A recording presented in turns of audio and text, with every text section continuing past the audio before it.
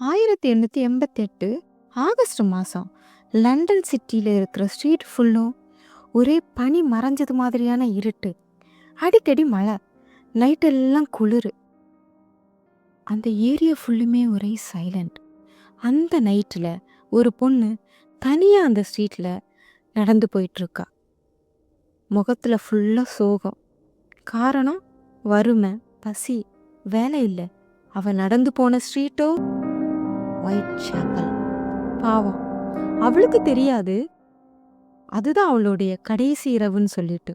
அடுத்த நாள் அவளுடைய உடம்பு ரொம்ப கொடூரமான முறையில் வயிறு கிழிக்கப்பட்டு, உடல் உறுப்புகள் திருடப்பட்டு, ஒரு கொடூர விலங்கு வேட்டையாடினது மாதிரி கிடக்குது. போலீஸுக்கு புரிஞ்சுது, இது கடைசி கொலை இல்லை, இதுதான் கொலைகளின் ஆரம்பம்னு. காரணம் தெரிஞ்சா பரவாயில்லை, ஆனா காரணமே இல்லாம இருந்தா அடுத்தது நம்மளா கூட இருக்கலாம் இல்லையா? Welcome to Jacqueline fables and crafts. நான் உங்கள் ஜாக்லின். வாங்க இன்னைக்கு ஸ்டோரிக்குள்ள போகலாம்.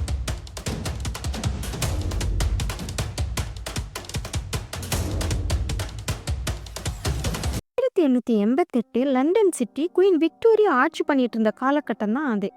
அங்கே இருக்கிற ஒயிட் சேப்பல் அப்படிங்கிற டிஸ்ட்ரிக்டில் வேலை இல்லாத காலகட்டம். வறுமை, இல்லீகல் ஆக்டிவிட்டீஸ் அண்ட் ப்ராஸ்டியூஷன் இது எல்லாமே அதிகமாக நடந்துகிட்டு இருந்த இடம் தான் இந்த ஒயிட் சேப்பல். 1888 ஆகஸ்ட் மாதம் 31 இப்படி ஒரு காலகட்டத்தில் ஏர்லி மார்னிங் 3 மணிக்கு சார்லஸ் கிராஸ் அப்படிங்கிறவர் ஒயிட் சேப்பல் பகுதியில் இருக்கிற பக்ஸா ரோடில் நடந்து போயிட்டுருக்கிறாரு. அங்கே ஸ்ட்ரீட் ஓரமாக எதையோ பார்க்குறாரு. கிட்ட போய் பார்க்கும்போது தான் தெரியுது அது ஒரு பொண்ணோட டெட் பாடின்னு சொல்லிட்டு. உடனே போலீஸுக்கு தகவல் கொடுக்குறாரு. இன்வெஸ்டிகேஷனில் அந்த பொண்ணு மேரி ஆன் நிக்கோலஸ் அப்படின்னும் 43 வயசு மதிக்கத்தக்க ஒரு ப்ராஸ்டியூஷன் கண்டுபிடிக்கிறாங்க. இந்த நியூஸ் நார்மல் மாதிரி மற்ற மக்களுக்கு தெரிஞ்சாலும் இதில் ஒரு பெரிய விஷயமே என்னென்னா, அந்த பொண்ணோட வயத்தில் எல்லா இன்டர்னல் ஆர்கனும் மிஸ்ஸிங். அதாவது வயிறை கிழிச்சு உடல் உறுப்புகளை எடுத்திருக்காங்க வெளியில். உடல் உறுப்புகள் எதுவுமே பக்கத்தில் இல்லை. அதை கையோடு எடுத்துகிட்டு போயிருக்காங்க. யாரு கொன்னான்னு தெரியலை, ஆனால் பயங்கரமாக கொண்டு இருக்காங்க. அந்த கொலை நடந்து ஒரு அரை மணி நேரம் தான் ஆயிருக்கும். ஸோ கில்லர் ரொம்ப பக்கத்தில் தான் இருந்திருக்கான். இந்த கொலை பரபரப்பாக பேசப்பட்டாலும் ஏற்கனவே அதை மாதிரியான இல்லீகல் ஆக்டிவிட்டீஸ் அங்கே அதிகமாக இருந்ததுனால அது பெருசாக யாரும் கண்டுக்கல. ஆனால் ஆன் நிக்கோலஸ் உடல் கண்டுபிடிச்சு சரியாக 8 நாள் கழித்து செப்டம்பர் 8 1888 அன்னைக்கு ஜான் டேவிட்ஸ் அப்படிங்கிறவர் ஹான்பரி ஸ்ட்ரீட்ல இருந்து போலீஸுக்கு ஒரு கால் பண்ணுறாரு. இங்கே ஒரு பொண்ணோட டெட் பாடி இருக்குது அப்படின்னு சொல்லிட்டு. இந்த ஹான்பரி ஸ்ட்ரீட் எங்கே இருக்குன்னு பார்த்தீங்கன்னா, ஆன் நிக்கோலஸ் இறந்துருந்தாங்க இல்லையா, ஃபஸ்ட்டு கொலை, அவங்க இறந்து கிடந்த ஸ்ட்ரீட்டுக்கு அடுத்த ஸ்ட்ரீட்டு தான் இந்த ஹான்பரி ஸ்ட்ரீட்டு. போலீஸ் வந்து பார்த்ததுக்கப்புறம் தான் தெரியுது அது 47 வயசு மதிக்கத்தக்க ஆனி செப்மன் அப்படிங்கிற பொண்ணுன்னும் அவங்களுடைய தொழில் ப்ராஸ்டியூட்னும் கண்டுபிடிக்கிறாங்க. இந்த வாட்டி ஆனி செப்மனோட கர்ப்பப்பை மிஸ்ஸிங். இப்போதான் போலீஸுக்கு புரியுது, நாம் ஒரு நார்மல் திருட்டு கொலைகாரனை தேடிக்கிட்டு இல்லை, நாம் ஒரு சீரியல் கில்லரை தேடிக்கிட்டு இருக்கோம் அப்படின்னு சொல்லிட்டு. எவ்வளோ பெரிய கிரிமினலாக இருந்தாலுமே கண்டிப்பாக ஒரு தடயத்தை விட்டுட்டு போவாங்க. இதுதான் லாஜிக். ஆனி செப்மன் வயத்தை கிழிச்சு அவங்க கர்ப்பப்பையை எடுத்திருந்த விதத்தை எல்லாம் பார்த்து நாம் தேடுறது ஒரு மெடிக்கோ கொலைகாரனை, அதாவது இந்த கொலைகாரன் ஒரு டாக்டராக கூட இருக்கலாம் அப்படிங்கிறது மாதிரி போலீஸ் சந்தேகப்பட்டாங்க. 2வது கொலைக்கு அப்புறமா லண்டன் சிட்டியை ரொம்ப அரண்டு போயிருந்தாங்கங்க.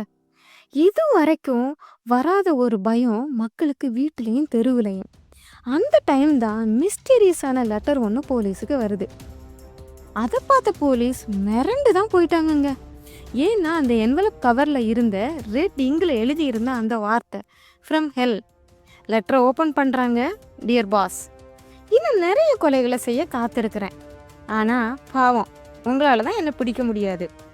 எனக்கு பிளட்டுன்னா ரொம்ப பிடிக்கும், அதுவும் எக்ஸ்பெஷலி அவங்களோட பிளட்டுன்னா ரொம்பவே பிடிக்கும். இவ்வளோ பண்ணுறேன், எனக்கு ஒரு பேர் தரமாட்டிங்களா? இப்படிக்கு நான் தான் ஜாக்ஸ் த ரிப்பேர்னு எழுதியிருந்துச்சுங்க. இது அவனுடைய உண்மையான பேரா இல்லை அவனுக்கே வச்சுக்கிட்ட பேரான்னு தெரியல. ஆனால் போலீஸுக்கும் பப்ளிக்கும் ஒரு ஐடென்டி கிடைச்சிது, ஆனால் ஃபேஸ் இன்னும் கிடைக்கல. ஆள் யாருன்னு கண்டுபிடிக்கல. ஆனால் அவன் எழுதின வார்த்தையோ மக்கள் மனசில் ஒரு பயங்கரமான பயத்தை உண்டு பண்ணுச்சுங்க. நெக்ஸ்ட்டு யாருன்னு லண்டனில் இருக்கிற யாருக்குமே தெரியாதுங்க, நைட்டில் சிரிக்கிற அந்த ஒரே ஒரு மனுஷனை தவிர. லெட்டர் அனுப்பி கரெக்டாக 3 நாள் கழிச்சு, அதாவது செப்டம்பர் மாதம் 30 1888, லண்டன் சிட்டி ஃபுல்லுமே ஒரே ரெய்னி சீசனாக இருந்த காலகட்டம். நைட்டு 1 மணிக்கு லூயிஸுங்கிறவர் பேனர் ஸ்ட்ரீட்டில் இருந்து ஒரு பொண்ணோட பாடியை ரிப்போர்ட் பண்ணுறாரு, எலிசபெத். ஆனால் இந்த கொலையில் ஒரு சர்ப்ரைஸ் என்னென்னா, அந்த பொண்ணோட பாடியில் எந்த ஒரு பார்ட்டுமே மிஸ் ஆகலை, த்ரோட்டு மட்டும்தான் கட் பண்ணியிருக்கிறாங்க. ஸோ போலீஸ்க்கு ஒரே டவுட்டு, ஒருவேளை இந்த கொலையை பண்ணது ஜாக் தி ரிப்பேராக இருக்க மாட்டாரோ அப்படின்னு.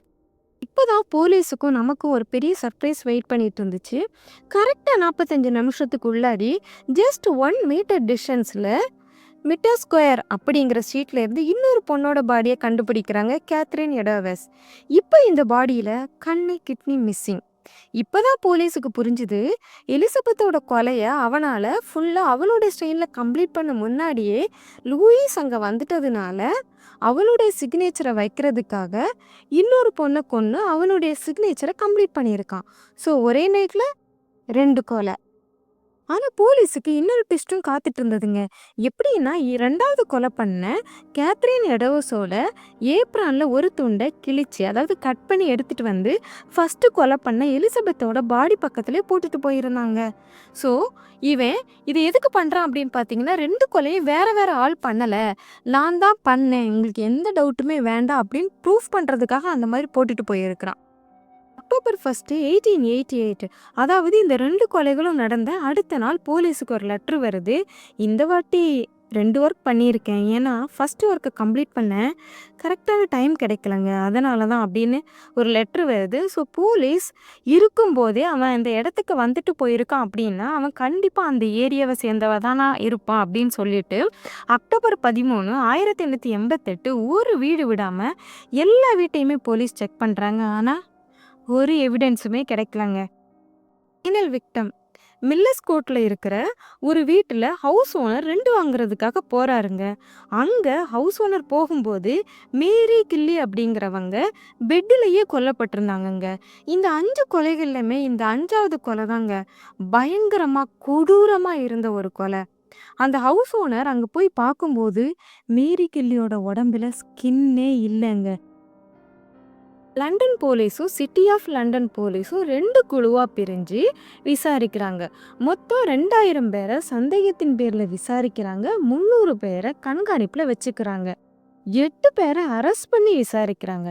ஆனால் எந்த எவிடன்ஸுமே அவங்களுக்கு கடைசி வரைக்கும் கிடைக்கல. ஜாக் தி ரிப்பேர் அப்படின்னு சொல்லிட்டு நிறைய ஃபேக் லெட்டர்ஸ் போலீஸுக்கு வர ஆரம்பிக்குது.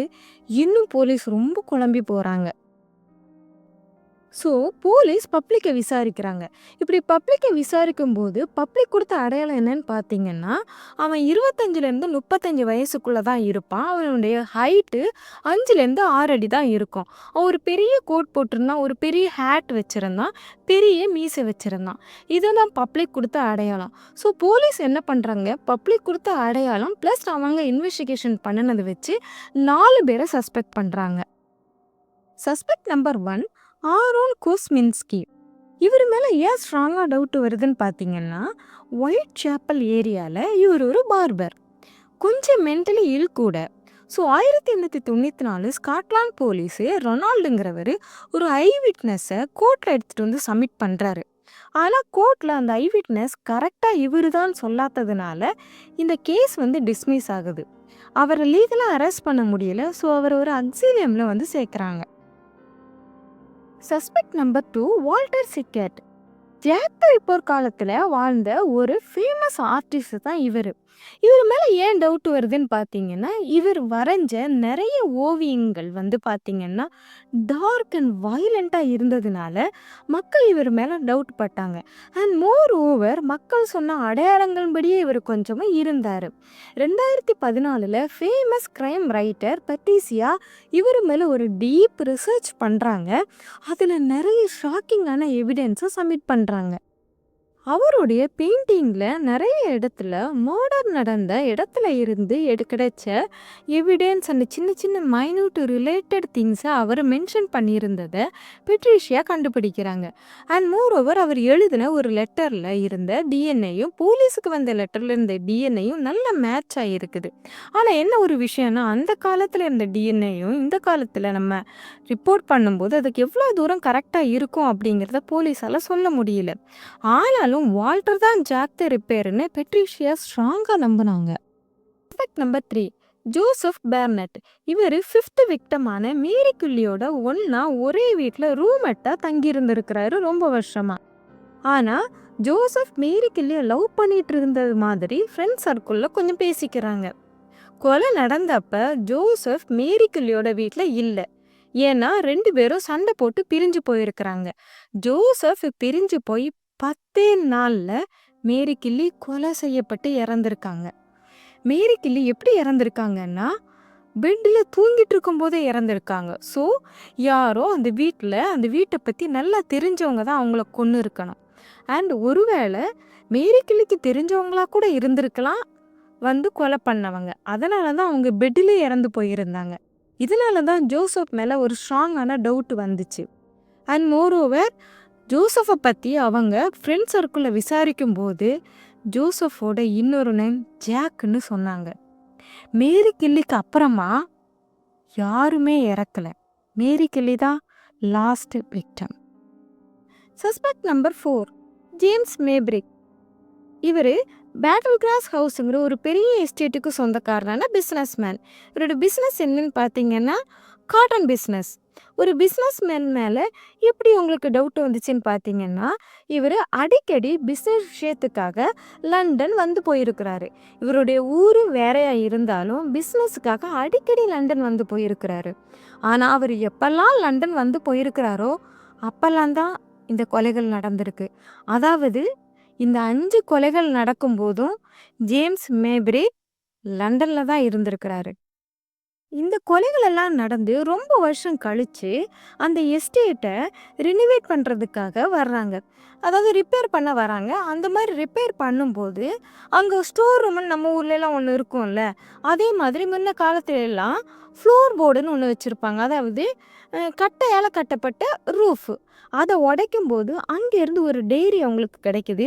அந்த டைரி ஜேம்ஸ் மேப்ரிக்கோட டைரி. அதை ஓப்பன் பண்ணி பார்த்தப்ப எனக்கு தெரிஞ்ச நேமில் சைன் போடாமல் எல்லாருக்கும் தெரிஞ்ச நேமில் சைன் போட்டிருக்கேன். ஜென்டில்மேனாக பிறந்த ஒரு மனுஷனை காதல் என்னவெல்லாம் பண்ணோன்னு நான் தான் example. Yours truly Jack the ripper அப்படின்னு அதில் எழுதியிருந்துச்சு. ஸோ இவர் தான் ஜாக் த ரிப்பேராக இருக்குமோ அப்படிங்கிற ஒரு டவுட்டில் இவருடைய எல்லா பொருளையுமே செக் பண்ண ஆரம்பித்தாங்க. அப்போ அவங்களுக்கு ஒரு வாட்ச் கிடைக்கிது. வாட்ச்னா எப்படிப்பட்ட வாட்ச்னா, நம்ம பழைய படத்துல எல்லாம் பார்த்துருப்போம்ல, பழைய படத்தில் பணக்காரங்கெல்லாம் செயின் ஃபாலோடு போய் ஒரு வாட்ச் தொங்கிட்டு இருக்கோம்ல, அந்த மாதிரி வாட்சுக்கு பின்னாடி 5 கொலைகளோட, அதாவது 5 பேரோட, அந்த 5 கொலைகள் நடந்த பொண்ணுங்களோட ஃபர்ஸ்ட் லெட்டர் எழுதியிருந்தது. அதில் லாஸ்ட்டாக அயன் ஜாக்குன்னு சைன் போட்டிருந்துச்சு. ஸோ இவர் தான் கொலைகாரர்னா அப்புறம் ஏன் திருப்பி கொலைகள் எதுவுமே பண்ணலை? அந்த 5 கொலைகளோட ஸ்டாப் ஆயிடுச்சுன்னு பார்த்தீங்கன்னா, இந்த கொலைகள், அதாவது 5வது கொலை நடந்து கொஞ்ச நாள்லேயே ஜேம்ஸ் ஹார்ட் அட்டாக்ல இறந்துட்டாரு. இந்த 5 கொலைகள்லுமே இருக்கிற ஒத்துமை என்னன்னா, 5 பேருமே கழுத்து அறுக்கப்பட்டு தான் கொல்லப்பட்டிருந்தாங்க. 5 பேருமே ப்ராஸ்டியூட் தொழில் பண்ணுறவங்க. அண்ட் 4 பேரோட உடல் உறுப்பில் இருந்த பார்ட்ஸ் மிஸ்ஸிங். ஸோ அந்த ஏரியாவில் இருந்த மக்கள் என்ன நம்புகிறாங்க அப்படின்னு பார்த்தீங்கன்னா, இந்த ப்ராஸ்டியூட் தொழிலை ஸ்டாப் பண்ணுறதுக்காக தான் இந்த கொலைகளெல்லாம் நடந்துச்சுன்னு ஸ்ட்ராங்காக நம்பினாங்க. நாம் ஒருத்தரை பற்றி அவர் இறந்ததுக்கு அப்புறமாவும் பேசுகிறோம் அப்படின்னா, ஒன்று அவர் நல்லது செஞ்சுருக்கணும், அப்படி இல்லைன்னா கெட்டது செஞ்சுருக்கணும். நாம் ஒருத்தரை பற்றி 136 வருஷத்துக்கு அப்புறம் பேசுகிறோன்னா அவர் ரொம்ப கொடூரமானவராக இருந்திருக்கணும். ஸோ அப்படிப்பட்ட ஒரு கொடூரமானவன் தான் ஜாக் த ரிப்பேர். இந்த 4 சஸ்பெக்டில் நீங்கள் யாரை ஜாக் த ரிப்பேராக நினைக்கிறீங்கிறத மறக்காமல் கமெண்ட் பண்ணுங்கள். இதே மாதிரி ரியல் ஸ்டோரி என் வாய்ஸில் உங்களுக்கு கேட்கணும் அப்படின்னா நம்ம சேனலை சப்ஸ்கிரைப் பண்ணுங்கள், லைக் பண்ணுங்கள், ஷேர் பண்ணுங்கள். இதே மாதிரி இன்னொரு இன்ட்ரெஸ்டிங் ஸ்டோரியோட நெக்ஸ்ட் வீடியோவில் நான் உங்களை மீட் பண்ணுறேன். This is Jacqueline. பபாய்.